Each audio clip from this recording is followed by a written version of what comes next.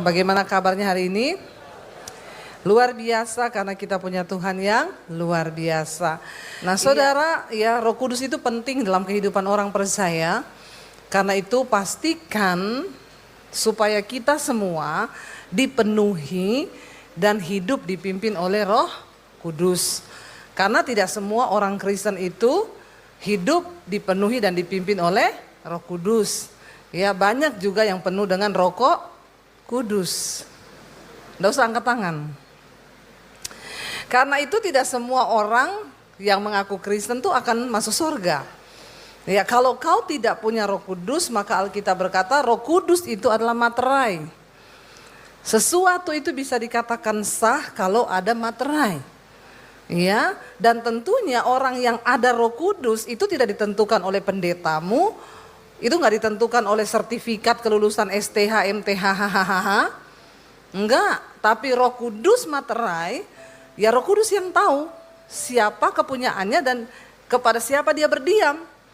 Jadi kita nggak perlu pencitraan, kita nggak perlu susah-susah kelihatan rohani, ya, atau kita bahasa rohnya kenceng. Selama ada Roh Kudus dalam hidupmu aman, hidupmu termaterai. Lalu apa sih tanda-tanda orang hidup dipimpin oleh Roh Kudus itu? Mari kita baca Roma pasal 8. Firman Tuhan berkata, di sana judul perikopnya adalah hidup oleh Roh. Demikian sekarang tidak ada penghukuman bagi mereka yang ada dalam Kristus Yesus. Roh yang memberi hidup telah memerdekakan kamu dalam Kristus dari hukum dosa dan hukum maut. Sebab apa yang tidak mungkin dilakukan oleh hukum Taurat karena tak berdaya oleh daging telah dilakukan oleh Allah dengan jalan mengutus anaknya sendiri dalam daging yang serupa dengan daging yang dikuasai oleh dosa. Karena dosa ia telah menjatuhkan hukuman atas dosa di dalam daging. Bingung gak baca ayat ini? Artinya apa saudara? Tidak ada seorang pun bisa selamat karena melakukan hukum Taurat. Dan semua orang pasti gak mampu. Karena hukum Taurat mata ganti mata, gigi ganti gigi. Daging ini nggak berdaya. Manusia sudah jatuh dalam dosa. Nggak ada orang yang bisa sempurna melakukan hukum Taurat. Makanya dikatakan Yesus datang untuk menebus kita. Supaya mematahkan ya kutuk hukum Taurat atas kita. Sehingga kita ini bisa menerima karunia keselamatan. Dijatuhkan dalam daging. Ayat 5 berkata, sebab mereka yang hidup menurut daging memikirkan hal-hal yang dari daging. Mereka yang hidup menurut roh memikirkan apa? Hal-hal yang dari roh, ya. Perhatikan baik-baik, kalau kita hidup dipimpin oleh roh, maka pikiran kita setiap hari itu ya melakukan keinginan roh. Tapi kalau kita hidup dipimpin daging, maka setiap hari pikiran kita memikirkan hal-hal yang dari daging. Ya, apa itu hal-hal yang dari daging, saudara? Ya, ada yang tahu? Salah satu saja contoh keinginan daging. Angkat tangan kalau ada yang tahu. Nggak usah takut. Kalau benar tidak dapat sepeda. Salah juga tidak dihukum. Ya. Salah satu contoh keinginan daging saudara nggak tahu. Nggak pernah baca ayatnya di Alkitab. Kemana aja kau? Coba satu aja tahu. Yang tahu perbuatan daging itu bukan pengerja ya, jangan. Yang jemaat. Apa Pak? Hawa nafsu, ya. Nafsu dicampur hawa-hawa. Ya, iya hawa nafsu. Galatia pasal 5 berkata, nanti saudara pulang baca Galatia 5 ya. Keinginan daging itu telah nyata. Percabulan, kenajisan, hawa nafsu, nafsu jahat, iri hati, kebencian, dendam, amarah, kepentingan diri sendiri, roh pemecah belah, perseteruan. Rupa-rupa kejahatan ada di dalam daging kita dan barang siapa hidup menurut daging, dia tidak mungkin masuk di dalam kerajaan Allah. Ya, itu daging. Nah, orang yang hidupnya dipimpin daging, tiap hari dia pikir kenajisan, percabulan, hawa nafsu, iri hati, kebencian, dendam, amarah. Ya, yang tiap hari marah-marah, nah itu daging. Nggak usah angkat tangan. Banyak orang nih duduk manis di gereja. Tapi sama mertuanya berantem, ya, sama iparnya berantem, sama orang tuanya sendiri berantem. Kau daging kau, nggak ada Roh Kudus. Kalau orang punya Roh Kudus, dia nggak tahan lama-lama berantem, amin. Ya, Roh Kudus akan jadi alarm, tintit, nit, bunyi, ya. Kalau tiap hari yang ada dalam pikiranmu percabulan, kenajisan, nonton film porno, nggak usah angkat tangan. Saya bisa lihat muka-mukanya dari sini. Hati-hati saudara, itu dosa loh. Jangan kau terus-teruskan. Itu akan membawa dirimu kepada kutuk, percabulan dalam rumah tanggamu. Orang yang tiap hari nonton film porno cepat lambat tuh pasti selingkuh. Itu kutuk, itu roh, ya. Bukan berarti kau sudah nikah terus kau boleh. Kalau yang tiap hari dalam dirimu itu hanya perpecahan, ya, maka engkau juga tidak layak, engkau daging. Sebaliknya orang yang hidup dipimpin roh, tiap hari dia pikir roh. Buah roh itu adalah apa saudara? Sebutin, buah-buah roh adalah sukacita, damai sejahtera, kesabaran, kemurahan, kelemah lembutan, tidak melakukan tidak sopan, ya, tidak mencari keuntungan diri sendiri, ya. Saudara, itu adalah buah roh. Kalau hidup kita dipimpin roh, setiap hari yang kita pikirin itu. Makanya kalau kita marah sedikit, jangan ini daging. Saudara mengerti sekarang sedikit penjelasan saya? Ya, jadi ini menjadi awas-awas buat kita ya, supaya kita ini hidup berkenan. Baca ayat 5 dengan suara yang keras, ayat yang kelima, 1, 2, 3. Sebab mereka yang hidup menurut daging memikirkan hal-hal yang dari daging, mereka yang hidup menurut roh memikirkan hal-hal yang dari roh. 6. Keinginan daging adalah maut, tetapi keinginan roh adalah hidup dan damai sejahtera. Ya, ini loh salah satu buah roh yang paling utama dalam hidup manusia itu damai sejahtera. Kalau saudara, kuncinya orang dipenuhi Roh Kudus itu kita lihat dari apanya? Bukan dari bahasa rohnya. Ya,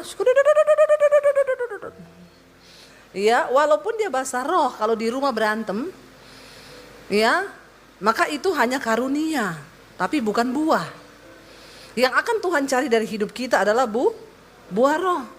Salah satu tanda yang paling utama dari kehidupan orang yang dipenuhi Roh Kudus itu dia selalu damai sejahtera. Ya, nah di kehidupan saudara, rumah tangga saudara, penuh damai atau berantem tiap hari? Ya, kalau damai itu berarti ada Roh Kudus. Kita kalau punya Roh Kudus, enggak mungkin suami istri berantem 3 hari 3 malam. Enggak mungkin, Roh Kudus akan bicara. Karena Roh Kudus itu enggak betah tinggal dalam hidup orang yang marah-marah. Karena dia adalah roh yang kudus. Ya bagaimana mungkin dia tinggal dalam orang yang suka nonton film porno. Ya ingat loh, Roh Kudus itu materai loh. Yang diberikan Bapa bagi orang-orang yang akan berhak menerima kerajaan Allah. Jadi kalau kita tidak dipenuhi Roh Kudus, kita nggak bisa masuk dalam kerajaan surga karena dia materai. Nah saudara, Roh Kudus itu membawa kita dalam hidup dan damai sejahtera. Ayat 7 baca bersama 1, 2, 3. Sebab keinginan daging adalah perseteruan terhadap Allah karena ia tidak takluk kepada hukum Allah. Hal ini memang tidak mungkin baginya. Makanya orang-orang yang hidup di dalam daging tidak mungkin melakukan firman, tidak mungkin hidup dalam kekudusan sekalipun dia pendeta. Ya, ada seorang pendeta yang bikin statement, ya pendeta itu dulu sebelum dipilih oleh Tuhan mereka manusia biasa. Yang bilang kau dewa siapa? Kita ini semua manusia biasa. Lalu dia bilang, yang dulu pernah bersinah, terikat dengan pornografi, teringat dengan ini, dosa-dosa ini. Jadi itu tidak mungkin hilang. Walaupun dia sudah jadi pendeta. Makanya kalau ada pendeta jatuh, jangan dihakimi, tapi dimaklumi. Ini pret saudara. Ya, kalau orang punya Roh Kudus, apalagi dia pendeta. Iya, makanya pendeta itu perlu mengalami perjumpaan pribadi dengan Tuhan, hidupnya dipenuhi Roh Kudus, dia diubahkan baru pelayanan. Ketika Yesus menampakkan diri yang terakhir kepada murid-muridnya sebelum dia naik ke surga, dia bilang apa pada murid-muridnya? Jangan pelayanan dulu sebelum kamu dipenuhi oleh Roh Kudus. Karena tanpa Roh Kudus ngeri. Banyak orang sekarang naik mimbar pelayanan, khotbah, main musik, singers, penari, tapi nggak ada Roh Kudus dalam dirinya. Makanya tidak heran habis pelayanan dia bersinah. Ya, habis pelayanan dia selingkuh, habis pelayanan dia nonton film porno, habis pelayanan dia berantem nggak ngampuni, habis pelayanan dia jadi tulang lunak. Ngerti tulang lunak? Di sini enggak ada ya. Tulang lunak enggak masuk surga. Jadi hati-hati ya. Bertobat. Ya, ditanya kamu laki apa perempuan? Eka aja bingung. Ya, hati-hati saudara ya. Kata malaikat, kalau cowok mati almarhum, cewek almarhumah, kalau bencong aluminium. Nggak ada sebutannya. Jangan jadi tulang lunak, berdoa Tuhan sanggup pulihkan. Kalau Roh Kudus dalam dirimu, itu roh Allah yang berkuasa. Roh keperkasaan.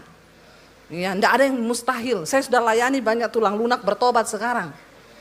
Nikah, dia bilang, Bu, shalom, terima kasih saya yang ibu layani dulu. Sekarang saya sudah nikah, Bu. Saya tanya, sama cewek apa cowok? Iya toh, itu yang nomor satu saya tanya. Sama cewek, Bu, puji Tuhan. Oh, haleluya, puji Tuhan 12 kali. Jadi nggak ada yang mustahil bagi Tuhan. Lalu saudara dikatakan di sini, tidak mungkin orang itu melakukan firman Tuhan kalau dia hidup dalam daging. Sebab keinginan daging itu permusuhan terhadap Allah.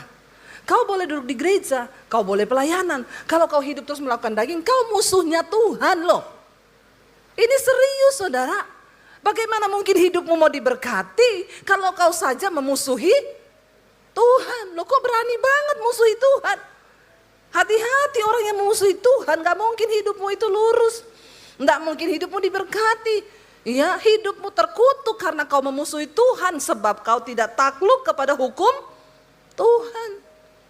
Iya, makanya dikatakan orang yang hidup mengikuti daging, dia memusuhi Tuhan. Engkau berseteru dengan Allah, bermusuhan dengan Allah. Karena apa? Memang hal itu tidak mungkin baginya. Daging ini tidak mau melakukan firman. Lalu dikatakan di sana ayat 8, baca bersama dengan suara yang keras 1, 2, 3. Mereka tidak mungkin berkenan kepada Tuhan. Bilang kanan kirimu, kau kalau hidup menurut daging tidak berkenan kau sama Tuhan. Cepat. Tatap matanya, ngomong. Ya, ngomong yang jelas. Ini peringatan yang keras buat kita loh saudara. Jangan main-main. Jangan main-main. Orang itu menyepelekan daging ini dipikir ini biasa.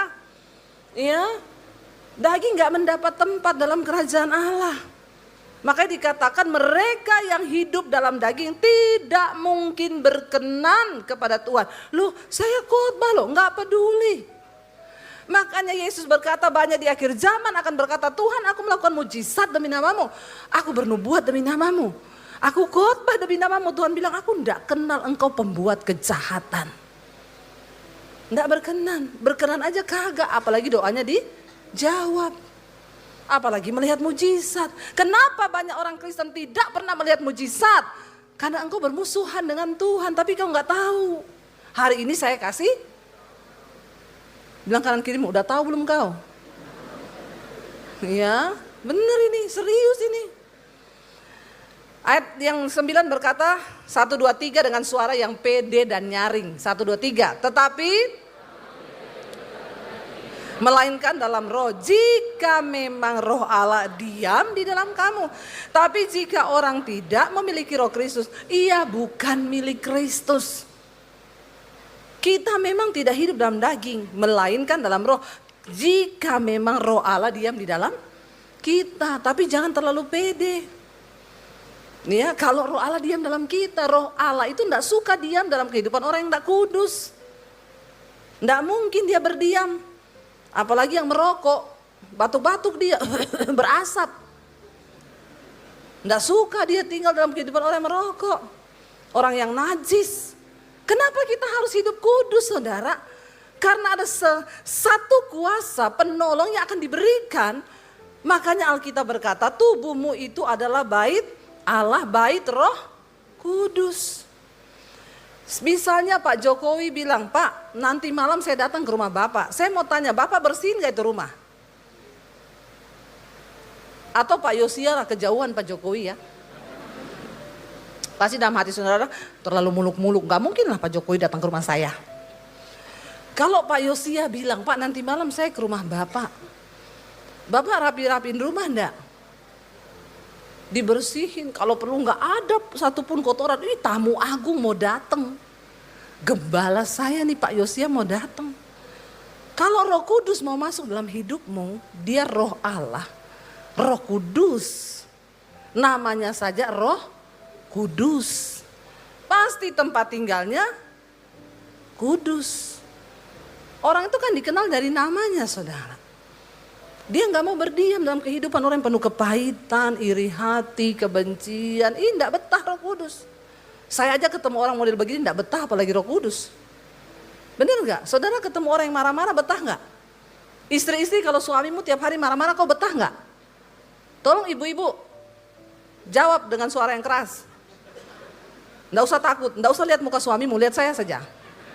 Kalau suamimu tiap hari marah-marah, kau betah nggak di rumah? Pengen pergi nggak? Bertobat. Ya, hadapi suamimu yang itu salahmu, kau pilih dia.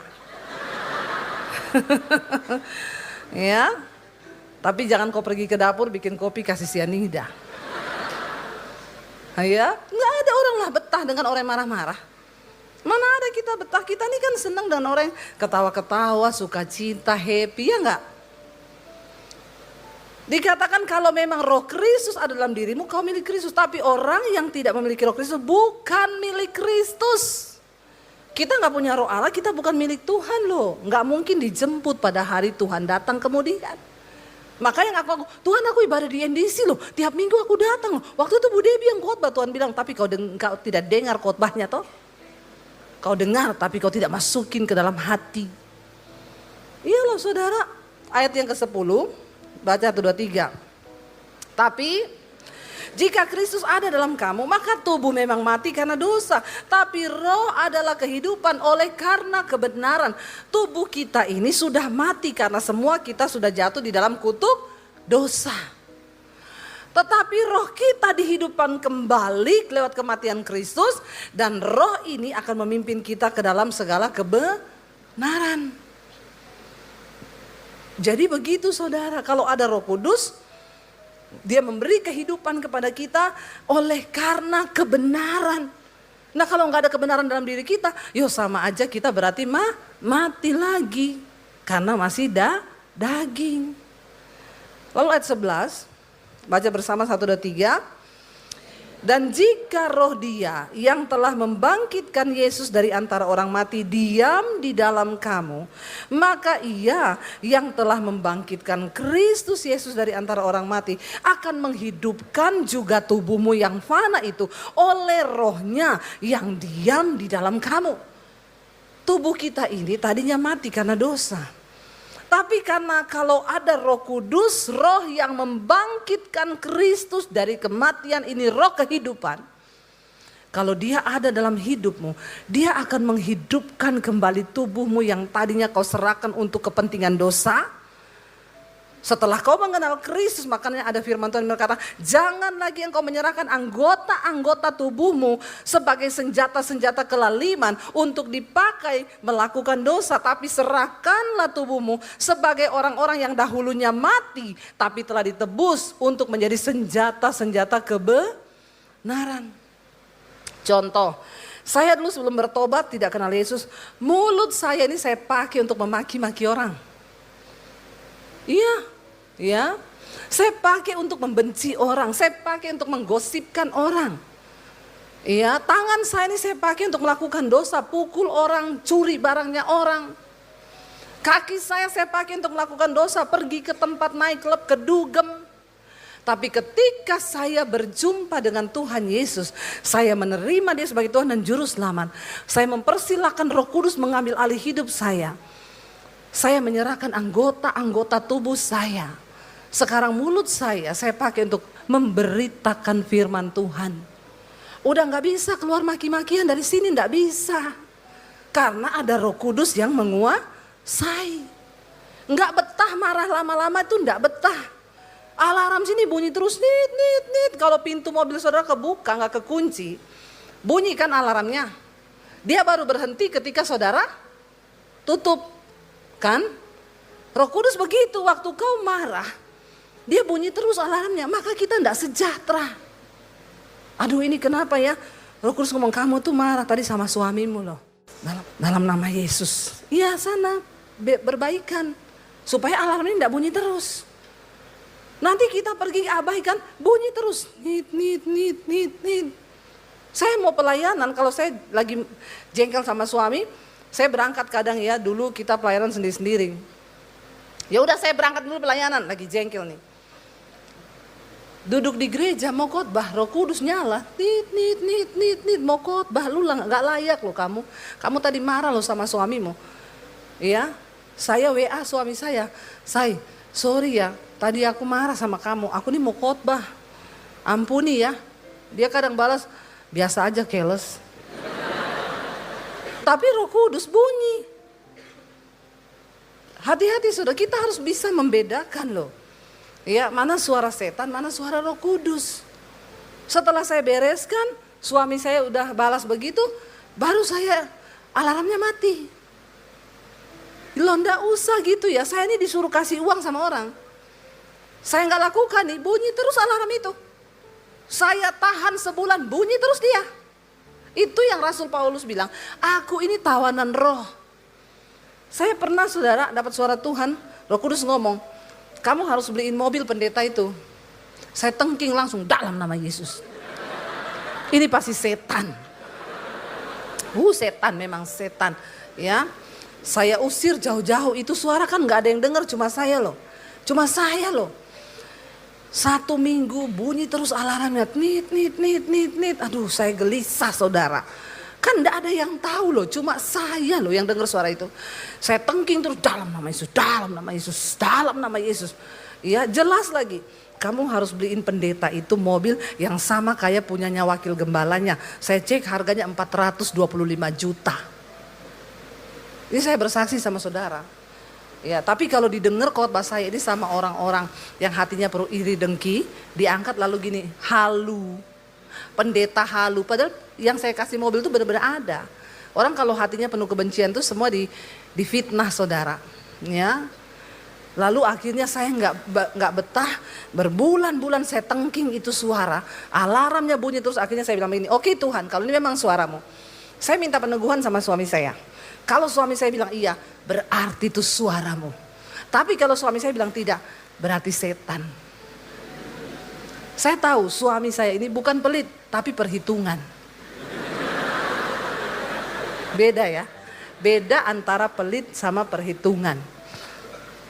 Kadang saya nabur ke gereja-gereja di desa, kalau agak banyak dia tegur, nggak usah banyak-banyak lah. Kok banyak banget lah, itu yang Tuhan taruh, ya wes nih Tuhan taruh. Ini 425 juta. Menurut saudara besar nggak? Kecil? Besar. Dan saya ini bukan orang kaya yang punya uang puluhan miliar. Tapi saya mau taat sama suara Roh Kudus. Saya tanya sama suami saya, aku dapat suara kayak gini loh. Kita harus beliin mobil pendeta itu gini. Dia diam 1000 bahasa. Dalam hati saya, tolak dong. Lo jujur, pendeta juga manusia. Punya rasa, punya hati. Jangan samakan dengan pisau belati. Ya, lalu suami saya diam 1000 bahasa. Saya bilang, kenapa kau diam? Ngomong. Saya ini nggak enak loh. Sudah ada 2 bulan nih saya tengking ini alarmnya bunyi terus. Suami saya gini, kamu tahu ndak? Aku sudah dari bulan Januari disuruh. Oh my. Iya, dan itu saya dapat suaranya bulan Juni tahun lalu. Ternyata dia dari Januari Tuhan sudah ngomong. Tapi memang benar perhitungan. Malah disimpan sendiri suaranya. Kayaknya alarmnya sampai hang. Error. Alarmnya udah akhirnya mati. Nggak bicara lagi, alarmnya sudah ya jebol kabelnya. Makanya pindah di saya. Oh, saya bilang, oh Tuhan ampuni, kenapa kamu begitu? Coba kalau kamu udah tanya aku, pasti aku dukung kalau itu suara Tuhan. Dia bilang, aku mikir mahal mobil ya suruh beli motor ini ya nggak apa-apa, tapi mobil. Akhirnya kami berdua sepakat. Saudara, ya kita nih kalau punya Roh Kudus, tapi apakah saya tambah miskin dengan memberi No, Tuhan kembalikan berlipat-lipat kali ganda. Ya, ini saya bukan mau menghipnotis saudara, nggak usah tepuk tangan, nggak usah. Saya nggak butuh tepuk tanganmu, nggak. Saya butuh kepekaanmu. Ya, nggak usah kebanyakan tepuk tangan orang Kristen tuh di gereja, tepuk tangan, tepuk kaki. Pulang dilakukan nggak firman-Nya? Lihat keluargamu yang susah, kau tolong nggak? Atau kau berdiam diri? Ngerti ponakanmu nggak bisa bayar sekolah, kau tolong nggak? Atau kau keraskan hatimu? Hati-hati loh saudara. Jangan kebanyakan tepuk tangan di gereja. Makanya saya nggak suruh-suruh jemaat tepuk tangan pret. Kamu tepuk tangan juga nggak kamu lakukan, percuma, dinilai sama malaikat. Saudara, kita berdoa supaya ada kepekaan yang Tuhan berikan. Dikatakan di sana, ayat yang ke-12. Jadi saudara-saudara, baca bersama. Kita adalah orang berhutang tetapi bukan kepada daging supaya hidup menurut daging. Sebab jika kamu hidup menurut daging, kamu akan mati. Tetapi jika oleh roh kamu mematikan perbuatan-perbuatan tubuhmu, kamu akan hidup. Ini rahasia besar. Kita orang berhutang, bilang sama Tuhan, Tuhan aku ini berhutang loh. Berhutang apa? Berhutang nyawa Tuhan. Aku berhutang kepadamu, bukan kepada daging supaya kau lagi hidup menurut daging. Tapi kita berhutang kepada roh. Dan Alkitab berkata, karena kau hidup menurut daging, kamu akan mati binasa. Ada 3 jenis kematian. Yang pertama adalah kematian rohani. Kalau kau itu hidup, masih hidup, tapi gak pernah lakukan firman, rohaninya mati. Yang kedua mati beneran, napasnya habis. Ya, nggak bisa napas, dikubur, mati beneran. Yang ketiga mati kekal, saat penghakiman dihukum masuk neraka. Ini yang dicatat di sini adalah mati kekal. Kau hidup menurut daging, mati kekal. Saya nggak main-main loh, saya sampaikan ini saudara, ini penting karena orang Kristen banyak main-main sama dosa. Ya, tetapi dikatakan kalau oleh roh kamu mematikan perbuatan dagingmu, maka kamu akan hidup. Kuatkan rohmu. Bangun manusia rohmu dengan cara apa? Isi dengan firman. Dengerin khotbah. Saya nih tiap malam live streaming di channel YouTube saya, Debbie Basir TV. Tolong di like, subscribe, dan share. Jangan lupa komen. Loh bener saudara, kebangetan kalau rohmu ndak hidup loh. Sekarang saudara mau dengar khotbah. Di semua ada, saudara dengar di sini ada Pak Yosia jam 8 malam. Banyak hamba-hamba Tuhan yang memberkati, dengerin supaya hidupmu berubah. Supaya dagingmu dimatikan, manusia rohmu kuat. Sehingga dulu kalau marah maki orang, sekarang baru mau marah di hati, sudah gini, dalam nama Yesus. Aku tidak boleh marah. Ya, Roh Kudus, terima kasih Roh Kudus. Akan jadi seperti itu. Makanya saya sekarang mendengar kesaksian orang-orang. Bu, sejak dengar khotbahnya Bu Debbie, sejak saya ikuti semua firman yang Ibu sampaikan, saya diubahkan. Dulu emosian, marah-marah, sampai berantem sama suami. Sekarang Bu sabar, tiap hari nyanyi. Wih, kalau istri semua begitu, apa enggak gaji dari suami naik? Coba ibu-ibu, ya. Kalau bapak-bapak juga berubah. Kenapa? Karena kalau roh kita kasih makan, roh ini kuat. Kita nggak terhisap oleh keinginan daging terus. Lalu dikatakan semua orang yang dipimpin oleh roh Allah adalah anak Allah. Hanya orang yang dipimpin oleh roh Allah yang anak Allah. Kalau kau Kristen tapi hidupmu tidak dipimpin oleh roh Allah, malah roh halus, kau bukan anak Allah. Ya, yang dipimpin loh. Dipimpin, tiap hari hidupnya dipimpin, jalan ke kanan, ke kanan. Kasih itu orang duit, kasih duit. Jangan marah-marah, jangan marah-marah. Dipimpin oleh Roh Kudus ini. Kamu simpan kepahitan sama mertuamu, sekarang kau pergi berdamai. Iya Roh Kudus, amin. Datang ke rumah mertua bawa duren. Ternyata mertuanya darah tinggi. Lalu mertuanya bilang, kau mau matikan saya? Aduh. Jadi kenali dulu siapa mertuamu, apa yang dia mau ya. Gak usah beli-beli macam-macam lah. Kasih amplop aja. Ya kan? Mertua sayang kalau menantu itu sering-sering kasih.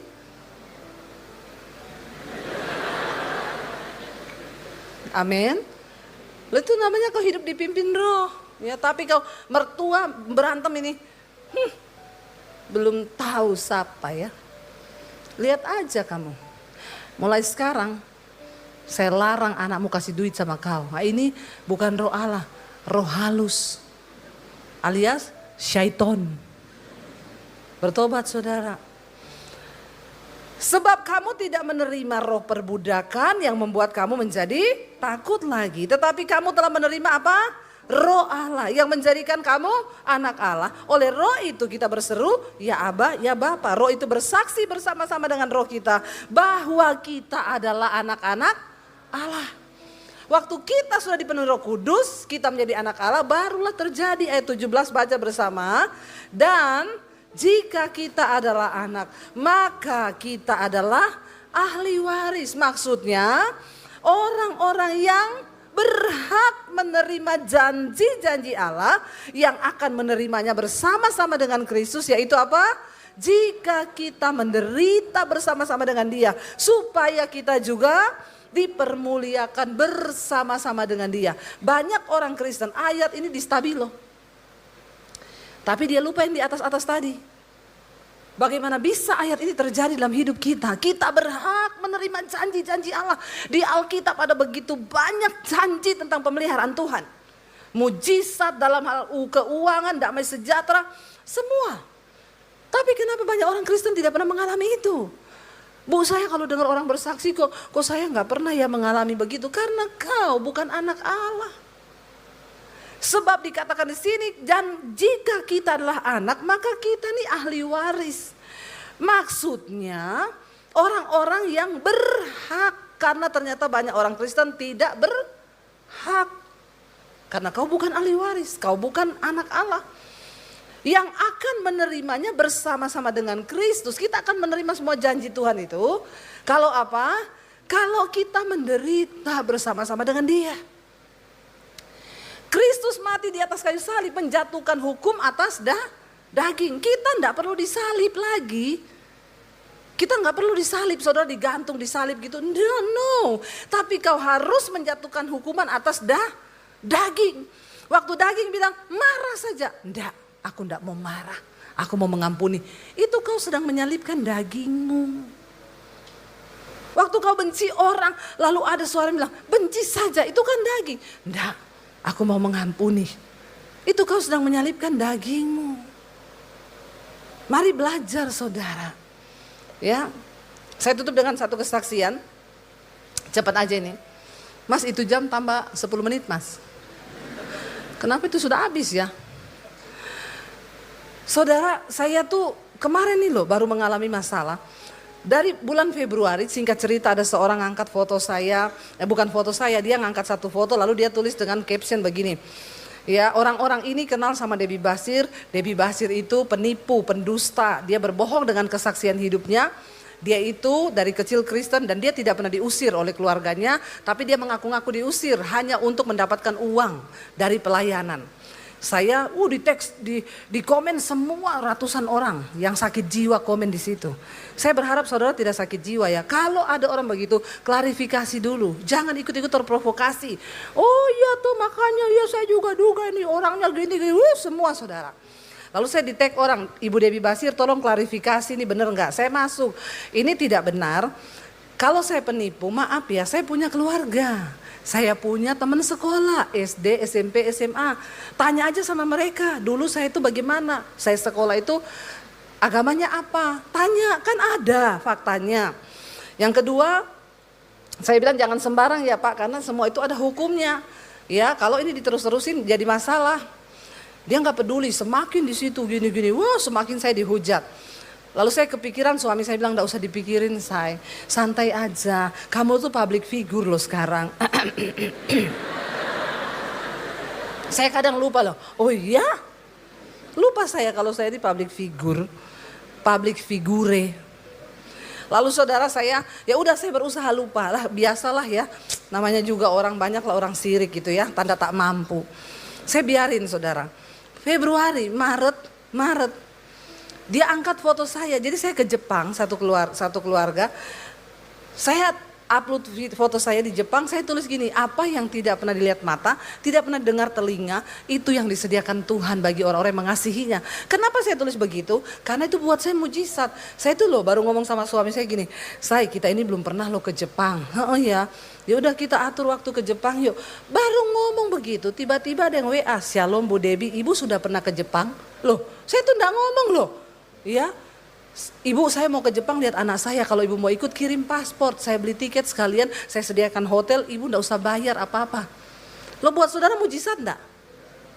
Ya, saya enggak ngomong sama siapa-siapa, tapi Tuhan bocorkan itu sama orang yang dipilih Tuhan untuk ngajak kami.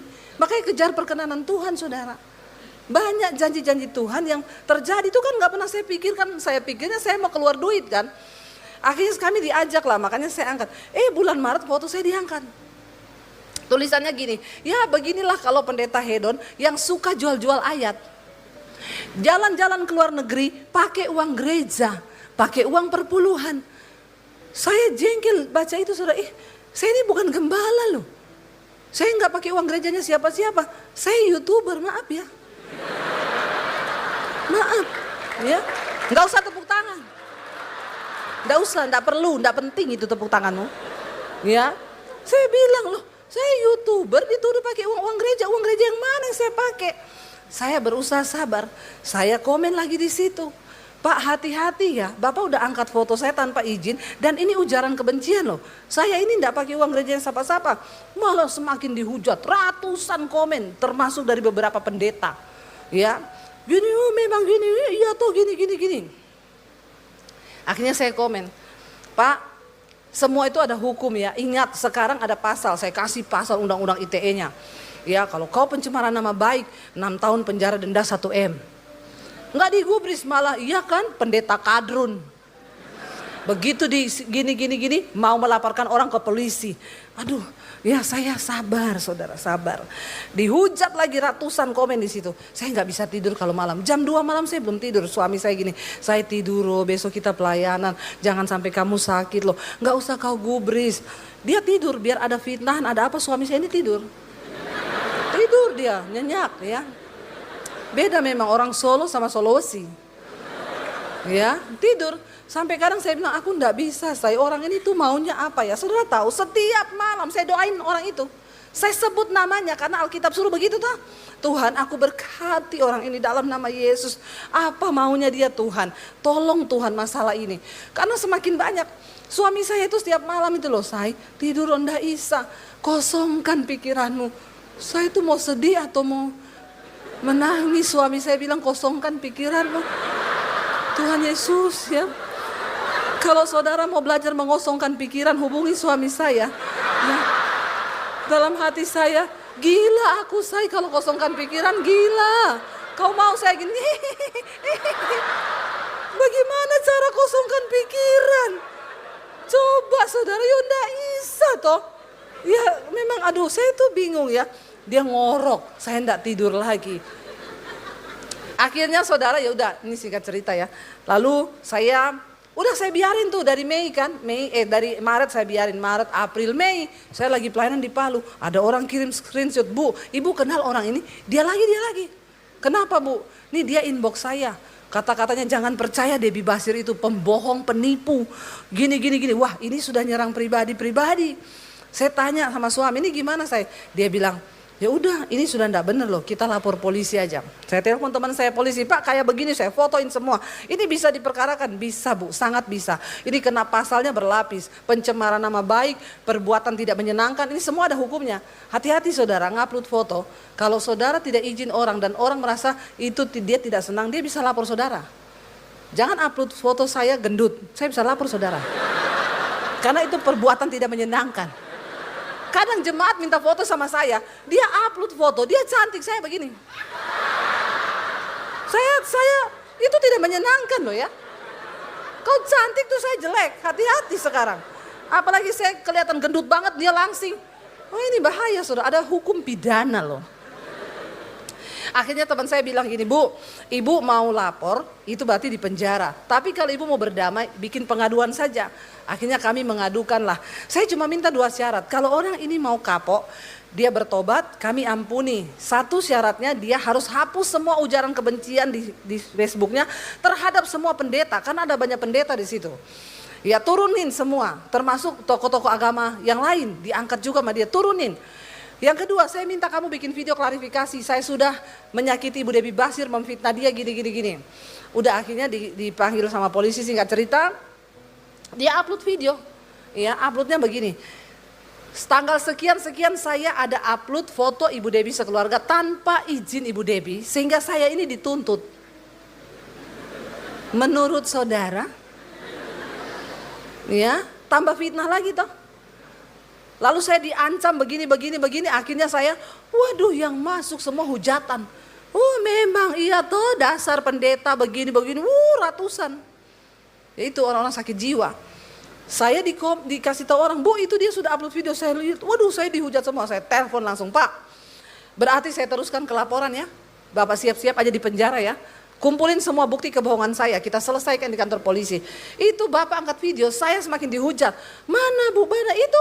Gini, iya Bu baik, Ibu maunya apa? Take down itu video ya. Terus ya udah Bapak bikin video lagi yang sesuai arahan saya. Iya Bu, siap Bu, tapi jangan dilaporkan. Iya, cepat turunin. Sudah Bu, sudah. Mana Bu? Saya tulis ya, Bapak bikin video. Saya tulis sudah. Saya bernama ini memohon maaf sudah mencemarkan nama Ibu Debbie, menuduh Ibu Debbie fitnah gini. Saya tulis, saya kirim. Cepat saya tunggu. Iya Bu, sabar 1 jam lagi ya. Soalnya anak saya lagi pergi. Cepat. Oh saya panas hati. Teman-teman penjarakan Bu, penjarakan semua. Ini orang gak kapok gini. Biar kapok, biar dia rasa di penjara. Saya lagi nunggu videonya saudara, emosi saya, tiba-tiba Roh Kudus datang. Tiba-tiba Roh Kudus ngomong gini, kenapa kamu terlalu sibuk membela harga dirimu, memulihkan nama baikmu. Kamu suruh dia bikin video, kamu dikte dia bahwa kamu benar, kamu itu bukan pendusta, bukan pembohong. Kenapa kau begitu sombong? Kenapa kau tidak lebih suka menderita kerugian daripada engkau juga melakukan hal yang sama seperti yang dia lakukan? Aku nih loh Tuhan, aku diludahi mukaku, aku disalibkan untuk dosa-dosamu. Kenapa kau gak bisa belajar kerendahan hati dari aku? Saya diam saudara, tiba-tiba daging saya semua lemes, saya meneteskan air mata. Air mata saya mulai jatuh, saya bilang ampuni saya Tuhan, ampuni saya Roh Kudus, ampuni saya berdosa. Saya langsung ambil HP, saya telepon dia, saya bilang Pak, saya mau minta maaf sama Bapak, saya salah Pak, saya sombong, saya angkuh, saya suruh Bapak begini, saya mohon maaf Pak. Bapaknya malah ngomong, sabar ya Bu, 1/2 jam lagi kok saya bikin videonya. Iki piye saudara. Memang orang kalau gak peka sama Roh Kudus ya. Iya Pak, sabar Pak, Bapak sudah 7 jam dari tadi. Terus akhirnya saya, enggak Pak, saya cuma minta satu, Bapak jangan upload video apapun. Bapak mengintimidasi saya loh Pak. Lihat-lihat jam dari tadi loh Bapak. Terus iya, akhirnya saya bilang gini, ya udah Pak, saya minta maaf, dia malah kaget, dia bilang, "Loh Bu, kenapa jadi Ibu yang minta maaf? Saya yang salah." "Enggak Pak, enggak apa-apa, saya minta maaf sama Bapak." Dia bilang, "Bu, saya baru kali ini loh ketemu Ibu benar-benar hamba Tuhan." Lalu pikir saya hamba hantu. Selama ini saya ini hamba Tuhan. Tapi saya baru kali ini, akhirnya saya berdoa buat dia saudara, saya berkati dia. Saya bilang, sekarang terserah Pak, walaupun teman-teman Bapak mau katain saya, mau hina saya, mau apa, saya tidak peduli. Sebab biarlah Tuhan yang tahu hidup saya. Saudara, ketika Roh Kudus ada dalam dirimu, kedaginganmu mati. Kau hidup dipimpin oleh Roh. Saya undang para imam musik maju. Saudara, mana peranan Roh Kudus dalam diri kita? Apakah kita di dalam rumah pun kita berantem suami istri tanpa ada kendali? Kau tidak akan dijemput loh oleh Tuhan kalau kau tidak punya materai Roh Kudus. Tapi kalau ada Roh Kudus dalam hidup kita, maka Roh Kudus yang akan meneguhkan kita.